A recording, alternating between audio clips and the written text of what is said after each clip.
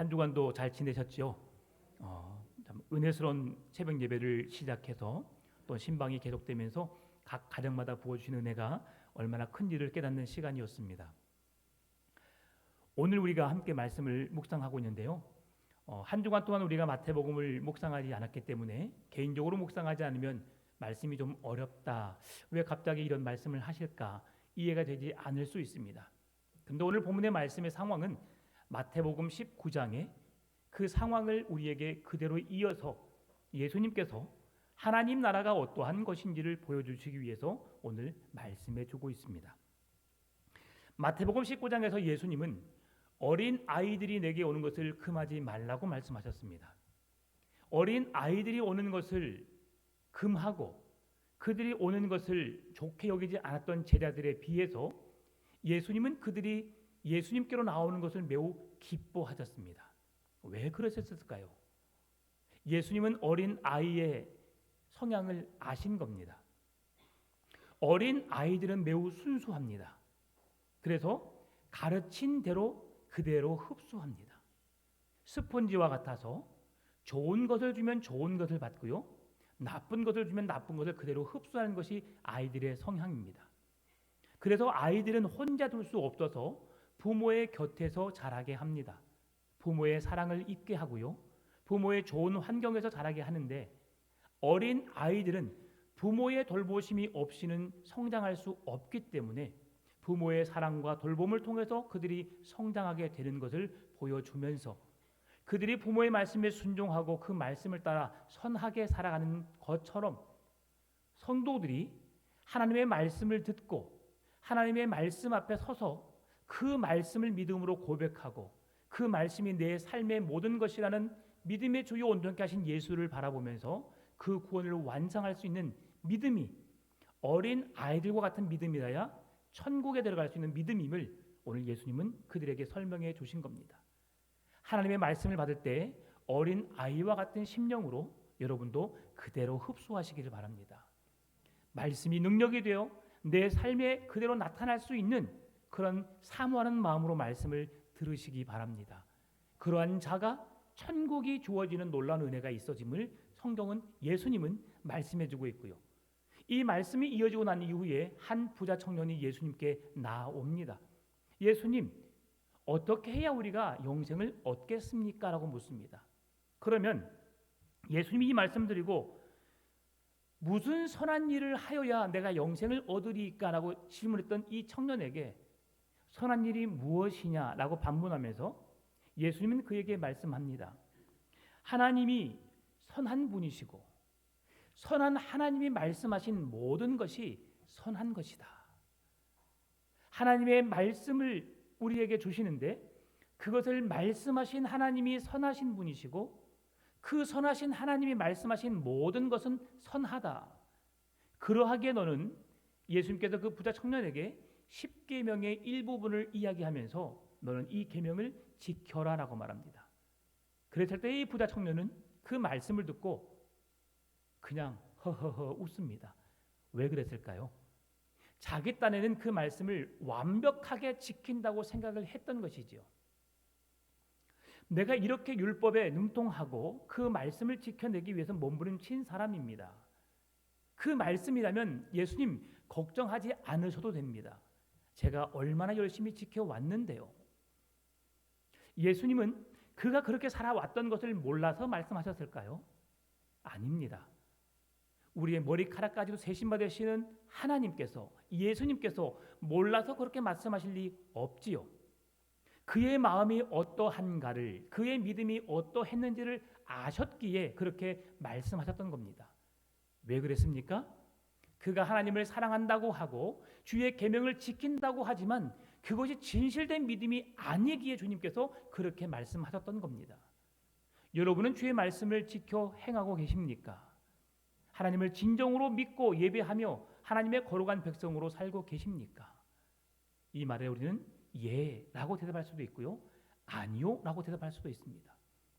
오늘 예수님은 그래서 그에게 삶의 우선순위가 어떠해야 함을 말씀해 주는데요, 그가 말씀을 지켜 행했다고 그렇게 허허허 웃으면서 완벽하게 말씀을 율법을 지키며 살았다고 말한 그에게 예수님은 충격적인 메시지를 전합니다.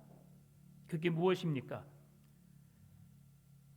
내 소유를 팔아 가난한 자들에게 주고 나를 따르라라고 말씀합니다. 이 부자 청년이 어떻게 살고 있는지를 주님이 알고 계셨던 거죠. 주의 계명을 지켜 행하는 그런 외형적인 모습으로 보았을 때는 율법을 지켜 행하는 것 같고 그 말씀을 지켜 살아가는 것처럼 보입니다. 그러나 그 마음 중심에는 하나님의 말씀을 지켜 행하는 것은 겉모습은, 외형적인 모습은 가식에 불과한 삶이었고, 그의 마음 중심에는 물질이 좋아서 세상의 물질로 인하여서 그의 모든 삶의 만족함을 누리고 있었음을 예수님이 아셨기 때문이죠. 이렇게 말씀을 들으면 왜 예수님은 물질을 싫어하실까라고 생각할 수도 있습니다. 예수님은 결코 물질을 싫어하지 않습니다. 이 모든 세상이 다 하나님의 것이거든요. 하나님은 모든 걸 다 가지신 분이십니다. 그런데 왜 물질을 가지지 말라고 하실까요? 그건 우리의 잘못된 생각이죠. 물질은 우리에게 주신 복입니다. 건강도 이 세상에 누릴 수 있는 최고의 행복을 누릴 수 있는 것, 이건 하나님이 우리에게 주신 선물들입니다. 여러분 누릴 수 있을 때 마음껏 누리시기 바랍니다. 그런데 중요한 것은 무엇이냐면 내 마음 중심이 무엇을 향하고 있느냐는 것이죠. 이 부자 청년은 예수님께서 내 소유를 팔아 가난한 자들에게 주라는 말씀 속에서 그동안 수고하고 땀 흘려 일했던 내 모든 재산이 한순간에 다 날아가게 생겼구나라고 생각하니까 이 물질이 나에게 얼마나 큰 힘이 되었는데, 얼마나 큰 도움이 되었는데, 이 물질 없이 난 살 수 없어라고 생각했는데 그 물질을 가난한 사람들에게 나누어 주라고 하시니까 이 부자 청년은 시험 들어서 떠났다고 성경은 말씀합니다. 무엇을 의미합니까? 이 청년이 주의 말씀을, 계명을 다 지켰다고 했던 것이 진실이 아님이 드러나게 된 것이지요. 오늘 예수님께서 여러분에게 가진 것을 다 가지고 오라고 말씀하실까요? 그런 하나님이 아니심을 여러분 잘 압니다. 아브라함이기에 그의 아들을 달라고 말씀하신 겁니다. 모세이기에 그 말씀에 순종해서 이스라엘 백성들을 광야로 끌고 가라고 말씀한 겁니다. 요셉이기에 꿈을 통해서 애굽으로 종에 팔려가게 하심으로 그 어려움을 견뎌내게 하신 겁니다.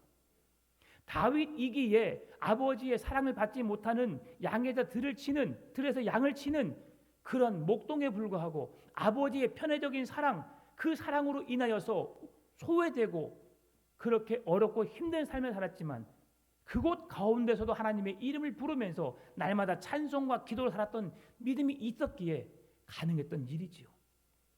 오늘 여러분에게 독자 아들을 바치라고 한다면 나는 이런 하나님 믿고 싶지 않아라고 여러분 분명히 말할 겁니다. 오늘 부자 청년에게 말했던 것처럼 너의 소유를 팔아서 가난한 자들에 나누어 주라고 하면 여러분 하나님을 원망할지 모르겠습니다. 왜 그럴까요? 내 우선순위가 하나님이 아닌, 그 말씀이 아닌, 주의 뜻이 아닌 내 방식으로 내가 원하는 대로 살아가고 있기 때문이죠. 여전히 물질은 나에게 유익을 줍니다. 물질 없이 살 수 없지요. 그러나 그 물질을 주신 하나님을 기억함으로 나를 부욕케 하시고 나를 강건케 하시고 나에게 힘과 능력을 주신 그 하나님을 의지하여 살기를 주님이 원하신다는 것이죠. 물질을 달라는 것이 아닙니다. 합당하게 사용하라는 겁니다. 계속해서 우리 남전도회가 감동을 주고 있습니다. 이건 귀한 일이죠.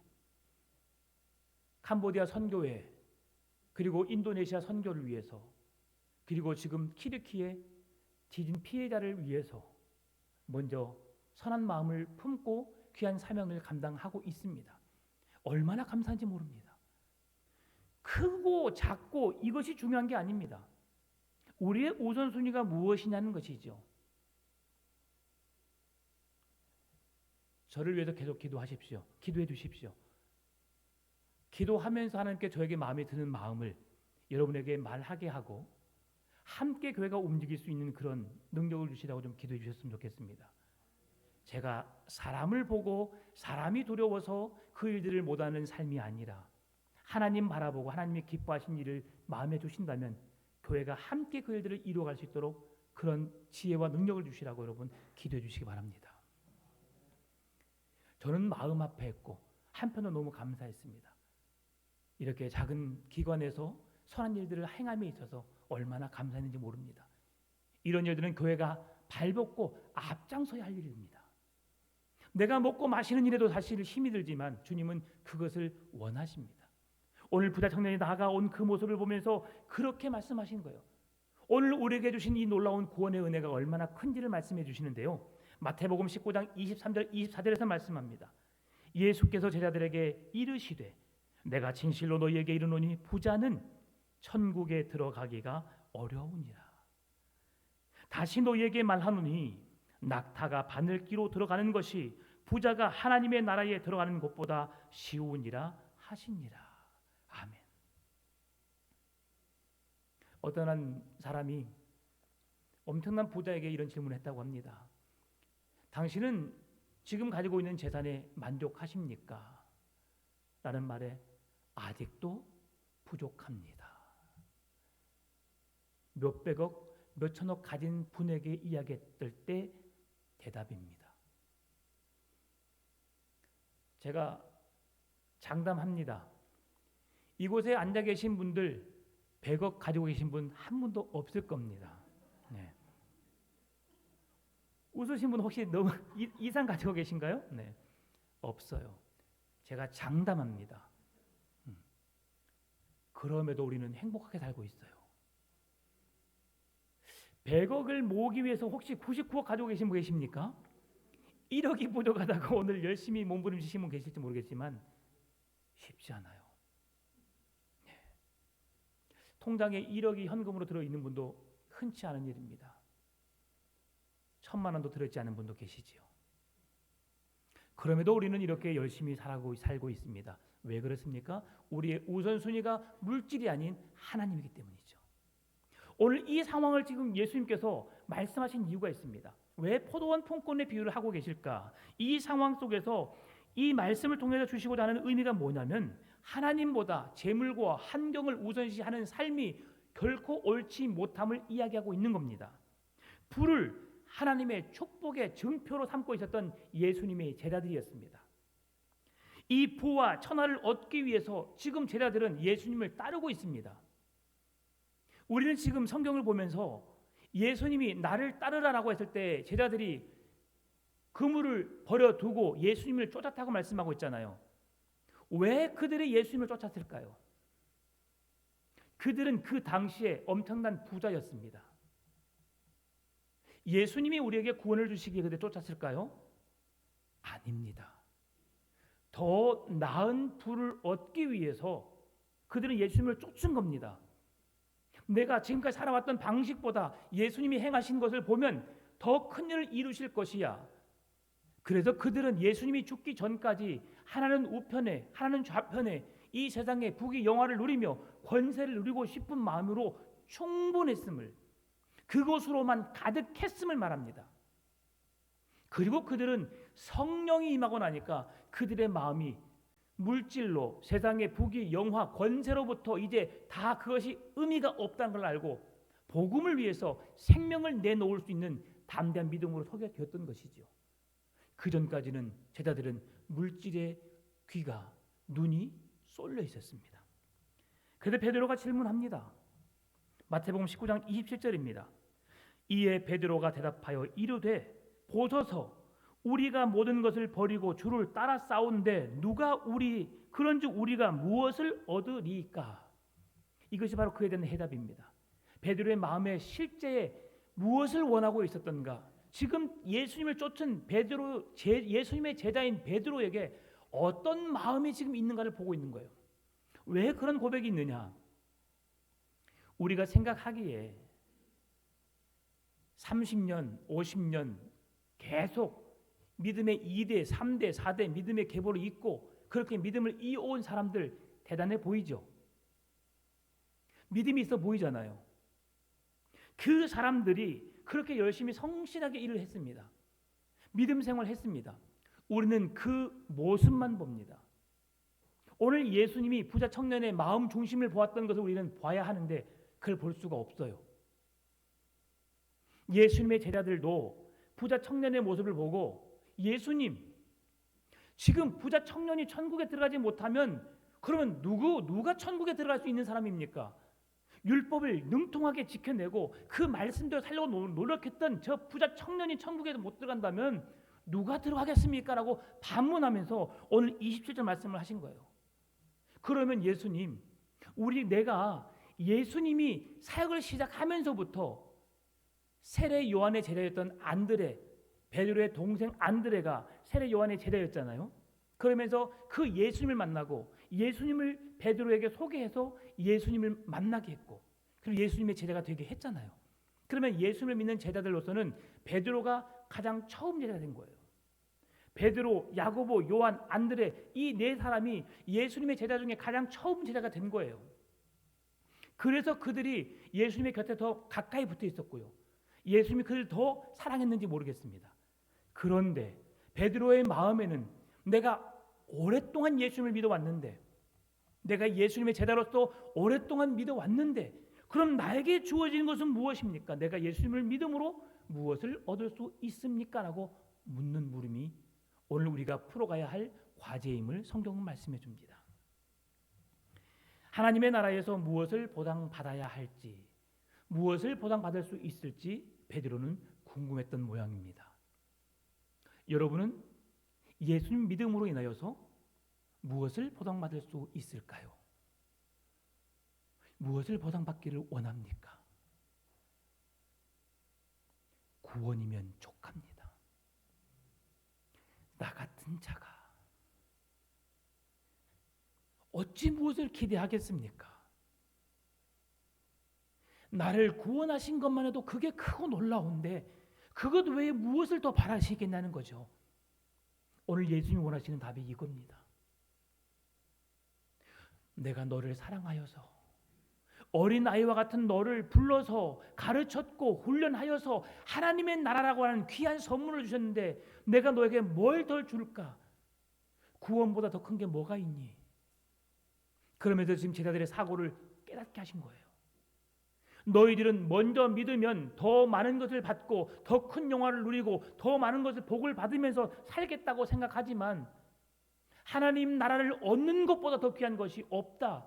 그러면서 오늘 이 포도원 품꾼의 비유를 통해서 하나님의 나라를 얻는 것이 어떤 것인지를 우리는 말씀해 주고 있는 거예요. 예수님께서 무언가를 얻기를 원하는 제자들의 물음에 말씀하십니다. 28절 29절 예수께서 이르시되 내가 진실로 너희에게 이르노니 세상이 새롭게 되어 인자가 자기의 영광의 보좌에 앉을 때에 나를 따르는 너희도 12 보좌에 앉아 이스라엘 12지파를 심판하리라. 예수님께서 무엇인가를 기대하고 있는 그들에게 너희들도 12 보좌에 앉아서 이스라엘 12지파를 심판하는 권세를 내가 너에게 주겠다고 말씀하시는 거예요. 29절에 또 내 이름을 위하여 집이나 형제나 자매나 부모나 자식이나 전토를 벌인 자마다 여러 배를 받고 또 영생을 상속하리라. 너희들이 예수를 주로 믿고 그 믿음으로 열심히 살아가게 되면 이런 놀라운 은혜를 누리게 할 것이다. 주님이 말씀하십니다. 그러나 이 말씀 이후에 말미에 단서를 붙이십니다. 30절 말씀인데요. 그러나 먼저 된 자로서 나중되고 나중된 자로서 먼저 될 자가 많으니라. 이 말씀이 예수님이 하시려는 말씀입니다. 먼저 된 자가 나중되고 나중된 자가 먼저 될 수가 있다고 하는 말씀은 우리의 상급이 크고 작고의 문제가 아닙니다. 우리가 얼마나 믿음을 귀하게 여기고 그 믿음 나에게 구원을 주신 하나님의 은혜에 감사하며 사느냐 살지 않느냐를 보신다는 거예요. 믿음의 횟수가 10년, 20년, 30년, 50년, 100년의 문제가 아니라 2대, 3대, 4대, 5대까지 믿음의 계보를 이어가는 것도 중요하지만 그것보다 지금 내가 하나님이 나를 구원하실 만한 믿음의 사람으로 서 있느냐는 것이죠. 부자 청년이 물질로 인하여 근심하여 돌아갔을 때 주님은 매우 안타까워했습니다. 율법을 지키고 예수님의 말씀대로 하나님의 말씀대로 살아간다고 했던 그 부자 청년이 물질로 인하여 근심함으로 하나님을 돌아서 버린 거죠. 말씀을 지킨다는 건 무엇입니까? 신앙생활을 한다는 건 무엇입니까? 내가 뭔가를 남에게 드러내기 위함입니까? 아닙니다. 하나님의 은혜에, 그 십자가의 구속의 은혜와 그 사랑에 너무 감사하여서 하나님의 거룩한 백성으로 살겠습니다라고 하는 마음으로가 교회에 나오는 겁니다. 그래도 우리는 주장할 게 없어요. 오직 예수 그리스도 외에는, 십자가 외에는 자랑할 것이 없어야 하는데 우리는 그렇게 살지 않고 있어요. 이 질문의 포인트가 어디에 있느냐에 따라서 우리의 생각이 달라집니다. 27절 말씀인데요. 그게 뭘 말씀해 주고 있어요? 앞에 말을 보게 되면 보소서 우리가 모든 것을 버리고 주를 따라 싸운대라고 하는 말씀. 만약에 우리가 모든 걸 버리고 주를 따랐다는 그 말씀에 포커스가 있다면 이 상황은 먼저 된 자가 나중되고 나중된 자가 먼저 된다는 말씀을 예수님이 하실 필요가 없는 거예요. 오늘 지금 20장에 이어지는 포도원 품꾼의 비유를 통해서 왜 예수님이 아침 6시, 9시, 12시, 오후 3시, 오후 5시에 나가서 그 품꾼들을 포도원으로 들여보냈는지, 지금 이 상황 속에서 우리가 모든 것을 버리고 주를 따랐다라고 했던 것에 대해서 보상에 대한 관점에서 이 성경을 이해한다면 이 말씀이 필요가 없다는 거죠. 그래서 베드로의 관심이 어디에 있었는지를 말씀해 줍니다. 베드로의 관심은 어디에 관심이 있었어요? 그 뒤에 나오는 말씀입니다. 우리가 무엇을 얻으리까? 27절 하반절이죠. 예수님을 믿은 것으로 인하여서 우리가 무엇인가를 얻는 보상의 문제로 주님 앞에 지금 문제를 가지고 서 있는 베드로를 우리에게 보게 하십니다. 예수님 믿으면 잘 됩니다. 예수님 믿으면 복을 받습니다. 예수 믿으면 자녀들이 다 부귀 영화를 누립니다. 정말 그런가요? 그렇지 않을 수도 있습니다. 내가 원하는 것은 잘되고 복되고 사건과 사고 속에서 어려움 속에서 건짐을 받고 이 시대에 정말 하나님의 이름을 드러낼 수 있는 중요한 사람으로 쓰임받기를 원하지만 내 생각과 다를 수도 있음을 우리는 생각해야 합니다. 예수 믿는다고 다 복되다고 하면 잘못 살고 있는 예수 믿는 사람들은 어떻게 말할 겁니까, 여러분? 가난하게 억눌리고 쓸 돈이 없어서 날마다 허덕이고 하루하루 굶주려 살아가는 그 사람들이 하나님을 믿고 있는데 여러분 그들 향해서 어떻게 말할 겁니까? 그 사람들을 보면서 예수 믿으면 복된다고 말할 수 있겠습니까? 그럴 수 없는 노릇이지요. 오늘 제자들은 우리가 무엇을 얻을 수 있겠습니까? 라는 관점으로 주님을 따르고 있음을 보여줍니다. 그래서 하나님을 믿는다는 것은, 하나님 나라 거룩한 백성들은 우리가 어떤 보상을 얻는다는 이유와 전제로 믿음을 갖는 것이 아니라 우리에게 주신 놀라운 구원의 은혜, 구원을 선물하신 그 하나님의 은혜가 얼마나 큰지를 깨닫게 하기 위함, 그 믿음을 지켜내므로 하나님의 거룩한 백성으로 살도록 먼저 믿었든 늦게 믿었든 우리에게 주어진 그 구원의 은혜가 얼마나 큰지를 알게 하시려고 오늘 주님은 말씀하고 있다는 거죠. 우리가 무엇을 얻으리까? 포도원 품꾼의 비유를 그래서 우리가 살고 있는 자본주의의 경제 체제로 성경을 보게 된다면 이 포도원 품꾼의 비유에서 주인은 우리의 마음을 거스르게 하는 자예요. 지금 포도원에서 일하는 일꾼들과 베드로가 바라보는 시각과 전혀 다를 바가 없다는 거죠. 여러분 생각을 해보세요. 여러분이 지금 일을 하러 갔는데 아침 6시부터 일을 한 사람이 있습니다. 그리고 오후 5시 늦게 해서 6시에 끝을 맺는 사람이 있습니다. 그러면 6시에 일을 마치는데 5시에 일한 사람이 하루의 품삯을 받았다고 생각한다면 여러분 어떤 마음을 가질까요? 어떤 마음을 가질까요? 똑같지요. 그런데 오늘 예수님은 2절에서 말씀합니다. 그가 하루 한 데나리온씩 품꾼들과 약속하여 포도원에 들여보내고, 아침 6시에 나가서 일할 곳을 찾는 그들에게 그들을 포도원으로 들여보내면서 내가 당신들에게 오늘 하루 수고하여 땀을 흘려 일하시면 한 데나리온을 드리겠습니다라고 말합니다. 또 아침 9시에 나가서 서성거리는 사람들을 보면서 너희들을 포도원으로 들여보내고 그들 또한 내가 너희들에게 어떻게 해요? 상당하게 주리라. 아마 이 말이 이들에게 좀 기대를 갖게 하지 않았을까 생각해 봅니다. 아, 지금 주인이 상당하게 준다고 했는데 뭔가 기대도 되겠구나. 왜냐하면 일했을 때는 6시라는 시간을 놓쳤기 때문에 9시에 간다는 것은 내가 3시간이 부족해서 더 열심히 일을 해야겠구나. 그래야 하루 품삯을 받을 수 있겠구나라고 생각한 거예요. 12시는 더욱 그렇지요. 오후 3시는 말할 필요가 없습니다. 5시는 더욱 그렇고요. 결과를 보니까 5시에 일한 사람에게 한 데나리온을 줍니다. 역시 주인이 나에게 분명히 말했어. 내가 너에게 상당하게 주리라. 기대했던 것 같아요. 1시간 일한 사람에게 한 데나리온을 줬는데 12시간 일한 사람에게는 몇 데나리온을 줄까? 기대하지 않았을까요? 하루라고 하는 시간은 아침 6시부터 오후 6시까지 시간을 말합니다.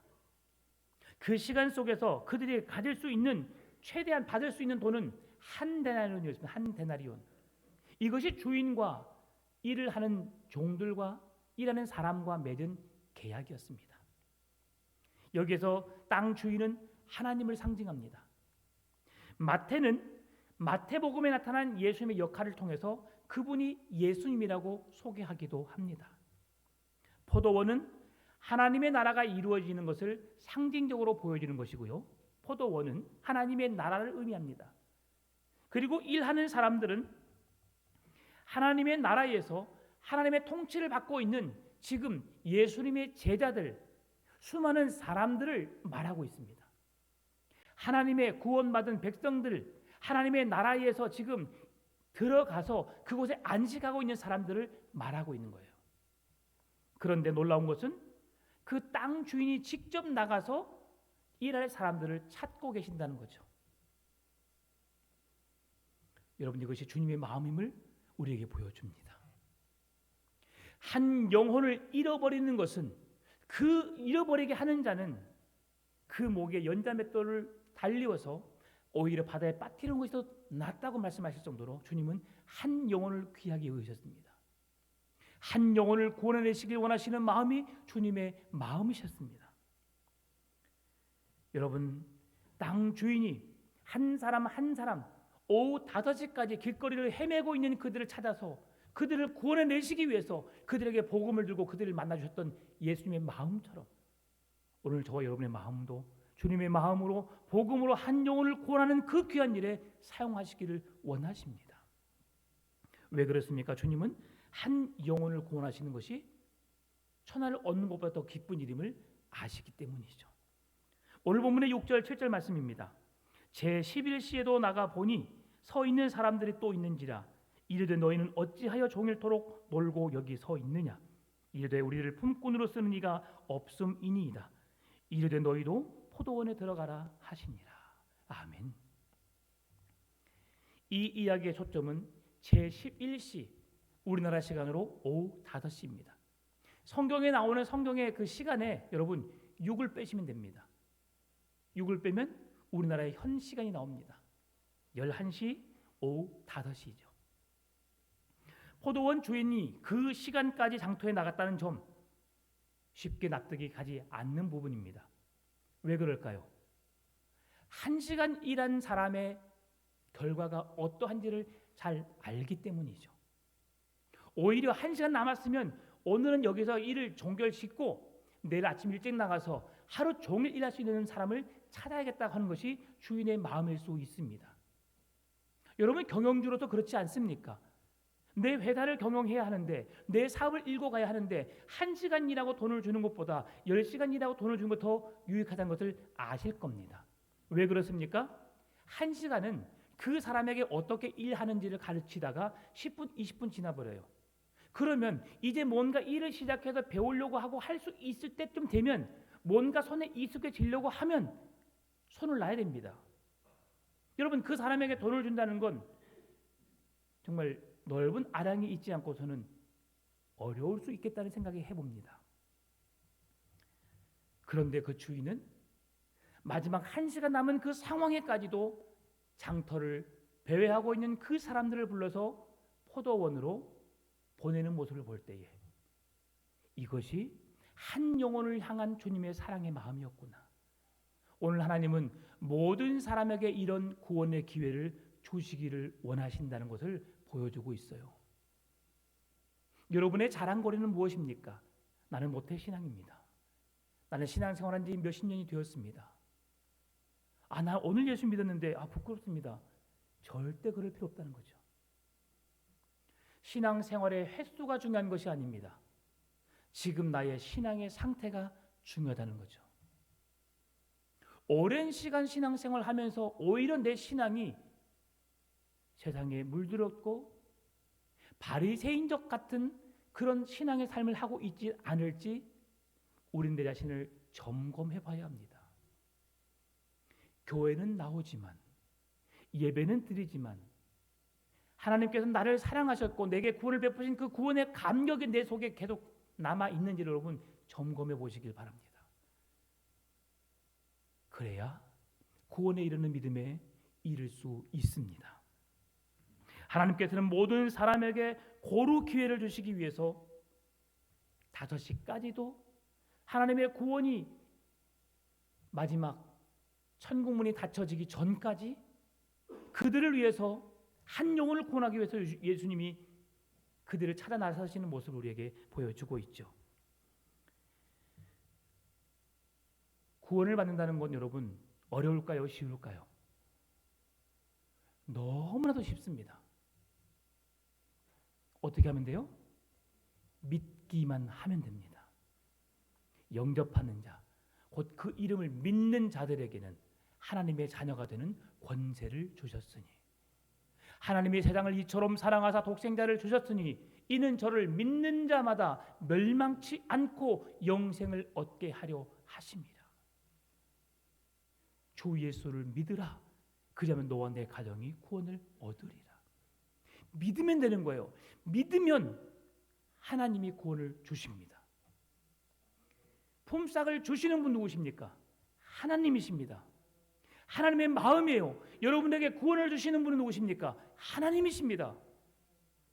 모태신앙이든 50년, 70년, 100년을 믿는 사람이건 오늘 내가 주를 믿어서 하나님의 거룩한 백성이 되겠다고 믿는 믿음이든 하나님은 동일한 천국을 주신다는 것이죠. 오늘 베드로는 주위의 사람들은 내가 예수 믿음으로 내가 모든 것을 버리고 주님을 따름으로 내가 받는 보상은 무엇입니까? 라고 물었습니다. 그래서 예수님은 아침부터 저녁까지 일한 사람들의 품꾼을 통해서 내가 너희에게 약속한 것이 무엇이냐? 한 데나리온 아니야. 한 데나리온. 내가 너희에게 약속한 것이 무엇이냐? 주 예수를 믿으면 구원을 받는다고 구원을 선물로 주겠다고 약속하지 않느냐? 구원이 크고 작은 것이 있습니까? 없습니다. 누가 크냐, 누가 작냐 이렇게 서로 논쟁할 필요가 없음을 말씀해 주는 거죠. 포도원 품꾼의 계산법은 예수님의 배려라고 할 수 있습니다. 한 영혼을 구원하기 위한 예수님의 사랑의 마음임을 확인할 수 있습니다. 포도원 주인이신 하나님은 언제든지 포도원에서 일할 사람을 찾고 계십니다. 충성된 일꾼을 찾고 계시지요. 오늘 그 사람이 저와 여러분이 되었으면 좋겠습니다. 주님이 열어놓으신 하나님의 나라에 들어가는 구원의 은혜를 누리시고 내가 받은 그 구원의 기쁨을 세상 사람들에게 알릴 수 있는 구원이 임박한 그 순간까지 복음의 사명을 가지고 복음을 증거할 수 있는 삶을 살아내시기를 바랍니다. 오늘 본문을 통해서 마태가 우리에게 말하려고 하는 게 뭘까요? 오후 5시에 온 사람 한 데나리를 주었습니다. 우리가 기대한 대로 아침 6시에 온 사람은 12데나리온을 받아야 맞습니다. 그래서 동일하게 한 데나리온을 주는 주인을 향하여서 그 종들이 말합니다. 당신은 우리에게 못할 짓을 하고 있습니다. 그 주인을 향하여서 원망했다고 합니다. 예수님 말씀하시죠. 나중 온 이 사람들은 1시간밖에 일하지 아니하였거늘 그들은 종일 수고하고 더위를 견딘 우리와 같게 하였나이다 라고 종들이 말하니까 예수님이 그 중에 한 사람에게 대답하이르되 친구여 내가 내게 잘못한 것이 없다. 포도원 주인이 잘못한 게 있어 없어요? 없습니다. 그리고 약속을 분명히 했거든요. 2절에서 얼마씩? 한 데나리온씩 주겠다. 주인이 얼마를 줬어요? 한 데나리온 줬습니다. 약속을 분명히 지켰습니다. 그럼에도 불구하고 이들은 그것을 더 많은 것을 요구했던 것이죠. 왜 그렇습니까? 그들의 생각이 달랐기 때문이죠. 오늘 그래도 예수님은 우리에게 구원을 받는 데는 아무런 차이가 없음을 말씀해 줍니다. 그러나 오늘 우리에게 중히 여기신 것이 있습니다. 우리의 신앙의 연륜을 하나님이 원하시는 것이 아니라 우리의 삶을 통해 열매를 원하신다는 것을 깨달을 수 있습니다. 여러분 마태복음 7장 16절에서 20절 말씀 보겠습니다. 그들의 열매로 그들을 알지니 가시나무에서 포도를 또는 엉겅퀴에서 무화과를 따겠느냐. 이와 같이 좋은 나무마다 아름다운 열매를 맺고 못된 나무가 나쁜 열매를 맺나니 좋은 나무가 나쁜 열매를 맺을 수 없고 못된 나무가 아름다운 열매를 맺을 수 없느니라. 아름다운 열매를 맺지 아니하는 나무마다 찍혀 불에 던져지느니라. 이러므로 그의 열매로 그들을 알리라. 요한복음 15장 8절입니다.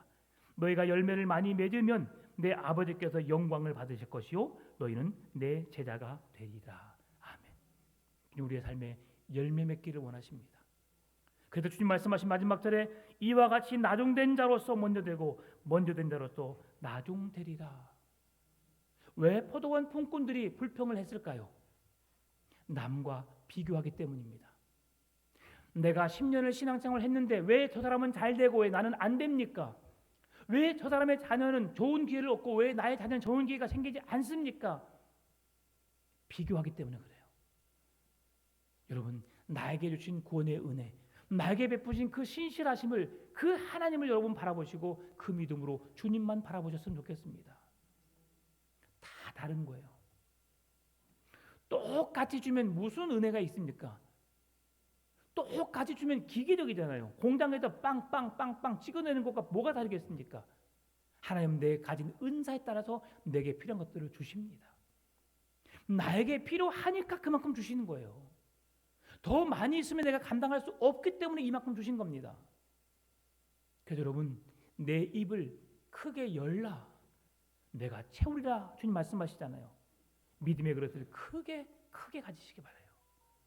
하나님이 내게 비워주실 것에 대한 부어주실 것에 대한 은혜를 사모하시고 그 하나님 앞에 더 큰 믿음을 가지시기 바랍니다.